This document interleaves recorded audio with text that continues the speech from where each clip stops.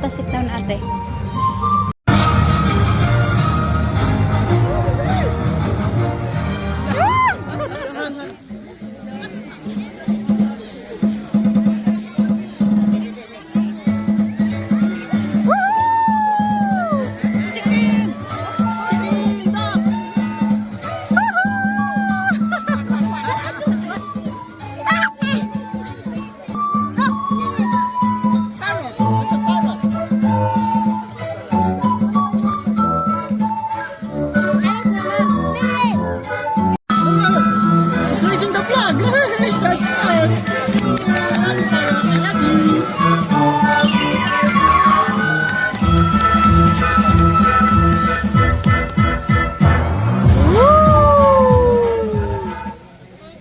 Okay, so our teacher dogs and student dogs are already inside the classroom.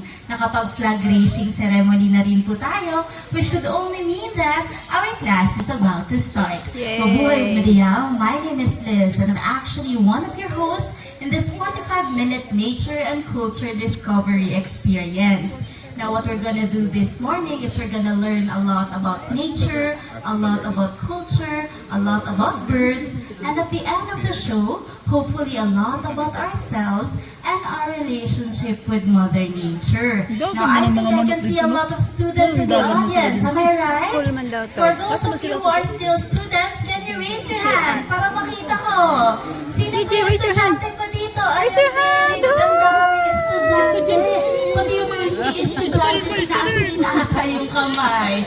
But don't worry everyone, that's okay. Because for today, we're all gonna learn together. And what better way to learn about nature and culture than from our teacher birds themselves, diba? Now, I'd like to stress something very important when it comes to our teacher birds this morning. Our teacher birds are rescued and rehabilitated birds that we can no longer release back to the wild. Why? Well, some of them are not endemic here in the Philippines. That means hindi po sila dito sa Pilipinas nakatira. If we release them back to the wild, they might not be able to survive at all. Second, some of these birds were left injured due to the injuries they had. We have GMRC, or Good Manners and Right Conduct. I have over here the star teacher of the Malagos Bird School, an African Grey Parrot. Now, did you know African Grey Parrots are considered the smartest in the parrot family? In fact, according to many studies, they have the capacity to think like a 3-year-old child. Sige nga, tingnan nga natin kung gaano nga ba katalino ang star teacher ni Malagos Bird School. Star teacher of the Malagos Bird School, can you greet your students over here in the Malagos way of greeting? Ayun, narinig niyo po ba yun? What did he say? He said? Madayaw. Because here in Malagos Garden Resort, we always greet our guests with mabuhay o madayaw. Now, I think may nakalimutan ka ata. Nakalimutan mo ipakilala ang iyong sarili. So, can you tell your students over here, what's your name? Mama. Ayun, narinig niyo po ba? What's his name? Not Wilma, not Glinda, not Lola as well. Let's try that one more time. Everybody listen carefully. What's your name? Noah. His name is? Not Noah, not Nona as well. Allow me to introduce our star teacher, everybody. This is Donald, our African Grey Parrot. Nakapasensya na po kayo. British accent po talaga yung ibon namin dito sa Malagos. Nakadibiro lang everyone, no? Now, of course, Donald already introduced himself and already welcomed you the Malagos way. So now it's your time to greet Donald. So can everybody please say, good morning, Donald? Good morning, Donald. Ayan, Donald, good morning. Ang sabi ng mga estudyante mo, what should you tell them? Good morning. Ayan, very good. Now, as part of our GMRC, when somebody greets you good morning, you reply with a good morning as well. Now, for this next part, kamustahin mo naman yung mga estudyante mo, Donald. Can you ask them how they are? Hello, how are you? Ayan, everybody, Donald is asking Hello, how are you? Now, once again, as part of our GMRC, when somebody asks you, how are you reply with, I'm fine, thank you. How about you? Very good. Now, for this next part, I'm very excited to know who among you here are celebrating their birthday today or celebrating their birthday for the month of January. Can you raise your hands? Sino ba yung birthday celebrants natin dito? Ayun, really good. Ang dami nating birthday celebrants. Donald, what should you tell them? Ayan, very good. Now from Donald over here, happy birthday, Rampo. And may you have more blessings to come. Now, Donald is not the only teacher bird who wants to greet you this morning. I have over here Nigel, a sulfur-crested cockatoo naman. Anong gagawin ni Nigel for our celebrants this morning, Kuya Jeffrey? Naku, magsising and dance daw si Nigel. Sige nga, tignan nga natin. Music, maestro. We have Nigel doing a backflip.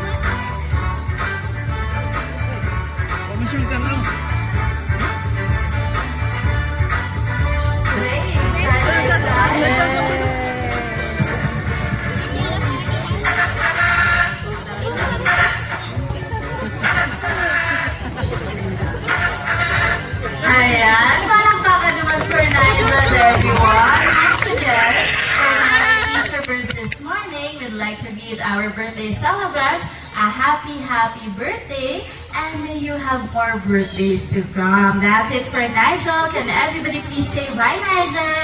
Bye, Nigel. Tapos na po tayo sa ating GMRC, so now it's time for our next class. But before that, I'd like to ask everyone here this morning, ano po ba yung favorite subject ninyo? What's your favorite subject? Recess. Recess time. Sabay-sabay pa sila.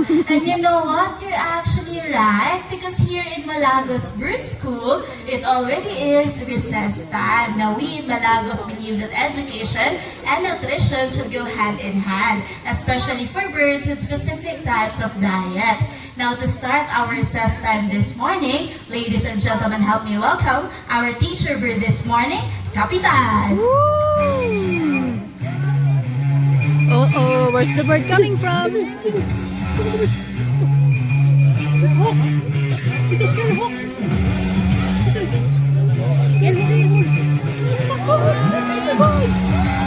Ladies and gentlemen, meet Kapitan, our Philippine Hawk Eagle. Kapitan was donated to us by the Barangay Captain of Barangay Baguio, thus his name. Kapitan was donated with a broken leg. This is why he can barely fly. We nursed him back to health, and as you saw a while ago, he is now one of our swiftest flyers. Can everybody please say hi, Kapitan? Now, as part of our recess time this morning, Kapitan is eating something over there. So can you tell me, ano po ba yung kinakain ni Kapitan? What is he eating? He's eating a meat. That's because Kapitan is a raptor bird. And raptor birds are birds that eat meat like beef, fish, rabbits, at iba pa. Now, did you know that there are actually two kinds of raptors? The diurnal and the nocturnal. Kapitan, ladies and gentlemen, help me welcome Brian of Philippine Eagle Owl. Now, when Brian was flying from the window pane up to the stage over here, did you hear anything? May narinig po ba kayo? I'm sure wala. That's because owls have a silent flight pattern. Literally, hindi po natin sila maririnig lumipad no matter how much they flap their wings. Now, Brian is not the only owl you're gonna be meeting this morning. Coming from my back, ladies and gentlemen, help me welcome Noah. Everybody meet Noah, one of the most beautiful owls in Malagos Garden Resort. Noah is a common grass owl and is usually seen in lowland or grassland areas. Now, once again, Noah and Brian are not the only owls you're going to be meeting this morning. Coming from my right, ladies and gentlemen, help me welcome Ina.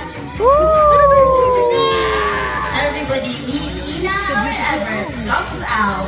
Now, Ina is very small, so I'd like to make sure can everybody see Ina. Nakikita po ba natin si Ina?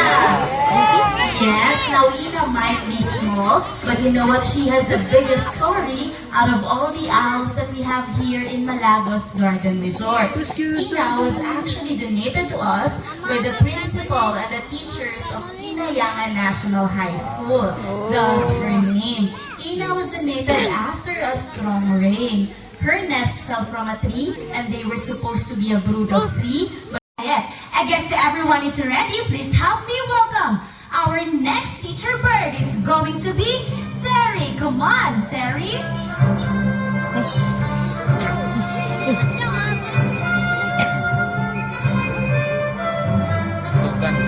Indiana Jones.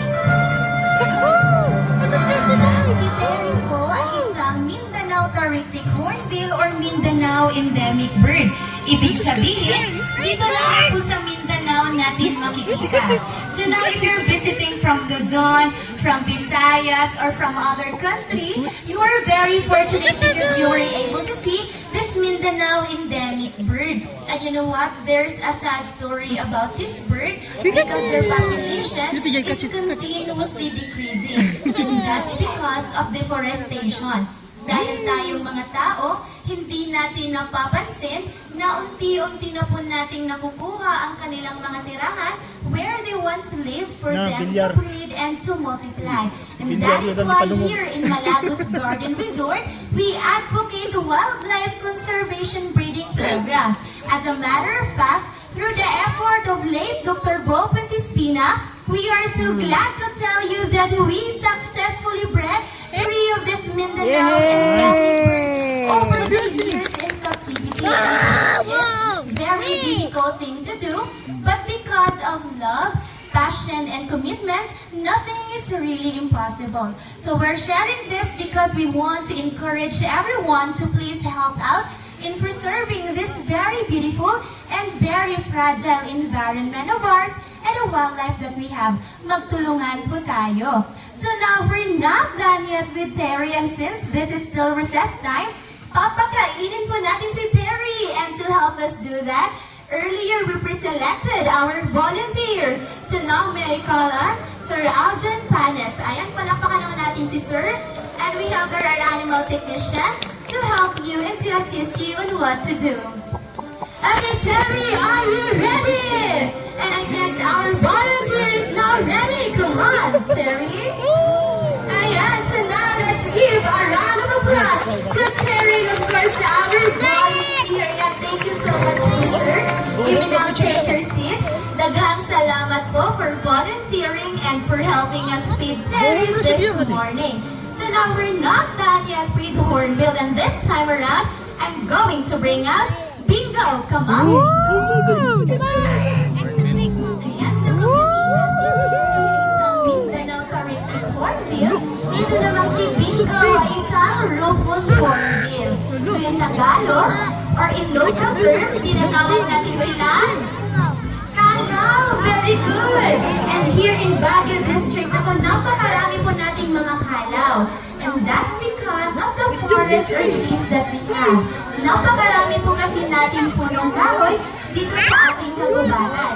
And usually, yan po ang gusto ng ating mga kalaw. Now, I'd like to share with you a unique characteristic about this bird. You know what? Hornbill has a distinct look and a distinct sound that resonate. Napakaingay po talaga ng mga ibon na ito.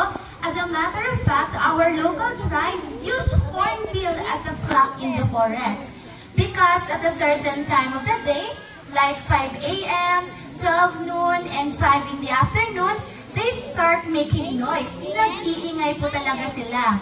And this time around, ipapakita naman namin sa inyo if how hornbills move around in the forest. Come on, Bingo!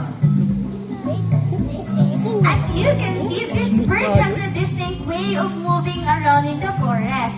Hindi lamang po sila lumilipad, but they actually love to hop and to jump from branches to branches. So that's how hornbills move around in the forest. And since this time nandito pa tayo sa bird diet, papakainin po natin si Bingo. If raptors eat meat, ano naman kaya papaya sa kanila. We have there, Kuya Jerome, may binibigay na pagkain kay Bingo. Ang tanong, ano naman kaya yung pagkain na binibigay ni Kuya Jerome kay Bingo? Hindi yung cheese girls, that's papaya because hornbills are frugivores or birds na kumakain ng prutas like mango, banana, papaya, or anything available in our forest land area. So now let's give a round of applause to Kuya Gerald and of course sa ating napakagandang Rufus Hornbill na si Bingo. And I'm sure there are still a lot of different type of bird diet, like seed-eating bird, worm-eating bird, and a lot more. We've just scratched the surface, and to continue the next part of the show, allow me to call my partner, Ma'am Liz, to guide us through this nature and culture discovery experience. Salamat. Ayan, maraming salamat, Miss Jelly. Mabuhay og madayong once again.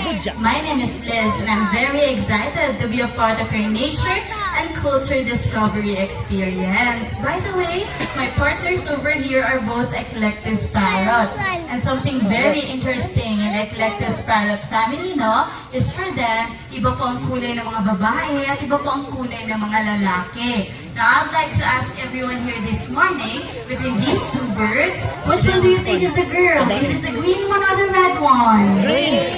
Ayan ako, halo-halo yung mga sagot natin, no? Ganito na lang para klaro. For those of you who thinks that the green one is the girl, can you raise your hand para makita ko? Kung ang mga thinks the green one is the girl, ayun, ang dami, taas ng kamay.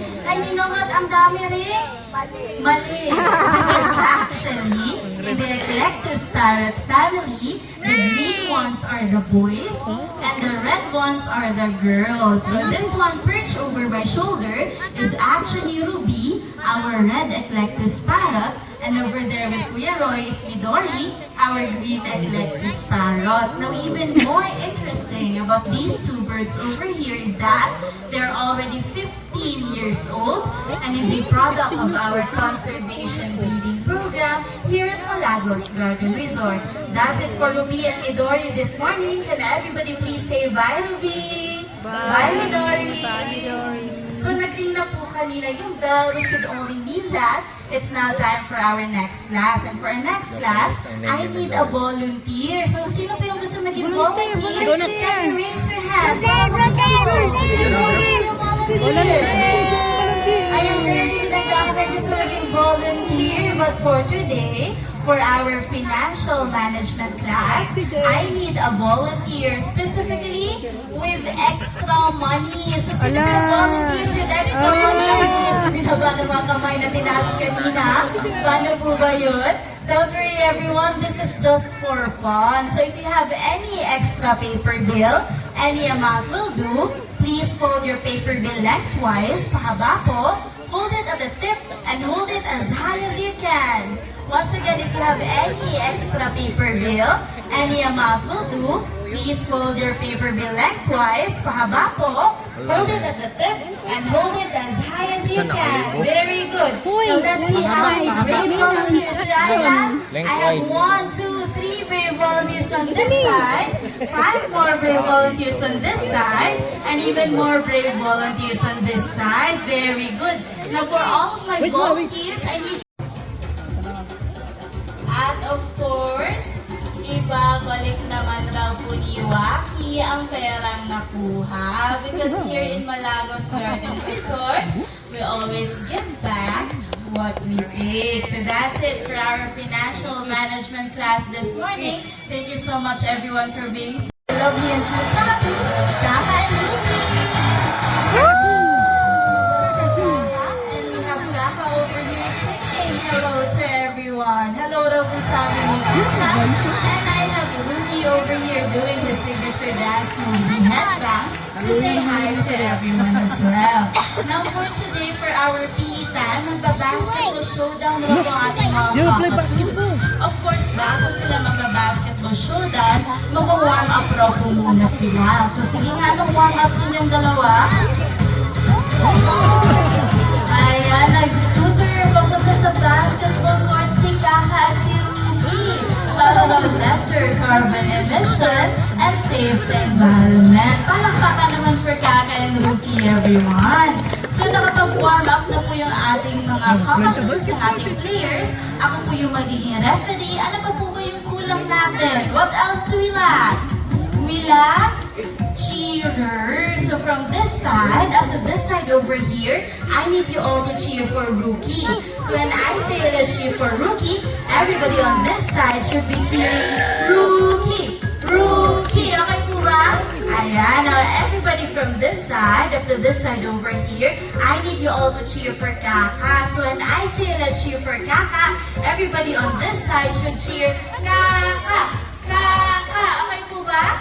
Ayan, sige nga. Can I hear the cheer from Team Rookie? Rookie! Rookie! Rookie! Naku, parang walang energy ang Team Rookie. Ayaw pa naman mag-shoot ng bola ni Rookie kung walang malakas na cheer. And I think tinatawanan tayo ni Kaka over there, Team Rookie. So let's try that one more time. Can I hear the cheer for Team Rookie? Ayan, very good Team Rookie. Magpapatalo po ba tayo, Team Kaka? Ayan ang energetic ng Team Kaka. And Kaka is cheering for herself as well. But anyway, it's now time for our basketball showdown. So ready, set, play ball. Rookie! Rookie! Rookie! Rookie! Rookie! Rookie! Rookie! Rookie!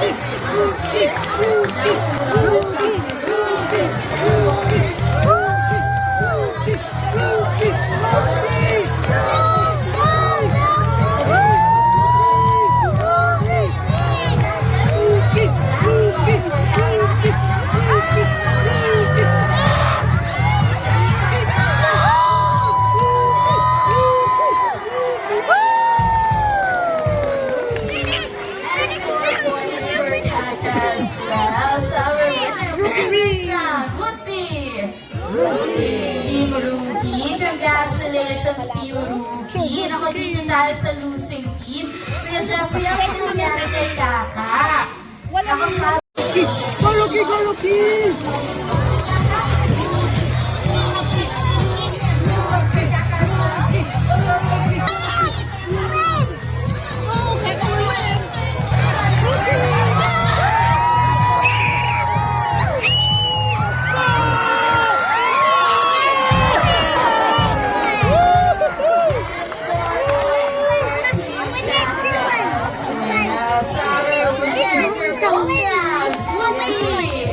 Blue one, the blue one.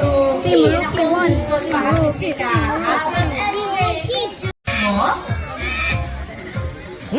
Ayan, ikot si Rookie for his victory dance. Pero 2 steps raw po yung victory dance ni Rookie. What's the second step, Rookie? Of course, the signature dance move, the headbang. Now, bago lang po siya mapasok ulit sa classroom, he wants to say to everyone, actually very simple. Kung pula po ang mata ng isang cockatoo, that means the cockatoo is a girl. Kung itim naman po, that means the cockatoo is a boy. To the enormous beauty, tignan niyo naman si Red, diba? Very colorful and very majestic to look at. That is why it can be very tempting to just bring them home and make them our pets. But of course, it is very important to stress that Macaws has a certain know-how for us to be able to properly take care of them. Take Red here for example. Red has been donated to our doors 15 years ago. And since Red is from Brazil, we cannot release him back to Philippine forest. Now you might be wondering, may mga parrots po ba na endemic sa Pilipinas? Ito si Red at sinut ni Red sa basket. Palakpakan naman for Teacher Red, everyone. Now, kanina, Teacher Waki taught us that it is important to save a part of what we earn. Teacher Red over here wants to share that it's equally very important to save some of our resources like food and water. Because after all, it's not always every day that we get to enjoy the luxuries that we have right now. We can do so much. The first step we need to do to help save Mother Nature is to learn how to properly segregate our waste. So Red will be teaching us this morning. May nakitang plastics si Red, and everybody according to Red, plastics are non-biodegradable or di nabubulok. Good job, Teacher Red. Now on this side naman, may nakitang dahon si Red. Sige nga Red, is that biodegradable or non-biodegradable? Good job, Red.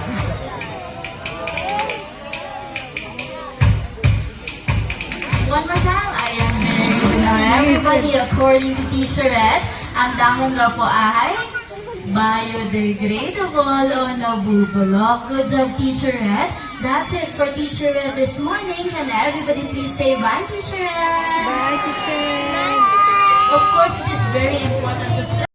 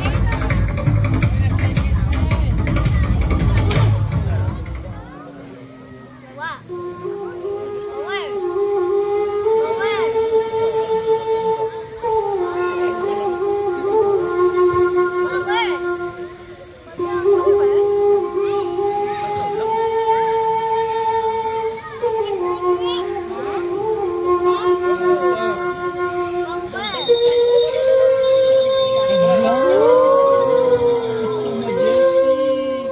Isa na ito. Earlier, you might have noticed that our tribal chieftain was praying for the birds for divine intervention. That's usually very common because birds are used as biological indicators. In fact, if you happen to be in a calamity and you see birds flying up ahead in a circular morning, we hope you had fun. We hope you learned something new, and more importantly, cherish this moment with your family, friends, and loved ones in this beautiful place we call Malagos Garden Resort. By the way, this is the cast and crew of the longest running interactive bird show here in the Philippines, and we have been doing this for the past 21 years already. And for our final words, we have Ruki over here to say to everyone, bye-bye everyone! Daghang salamat ug mayong buntag kanatong tanan.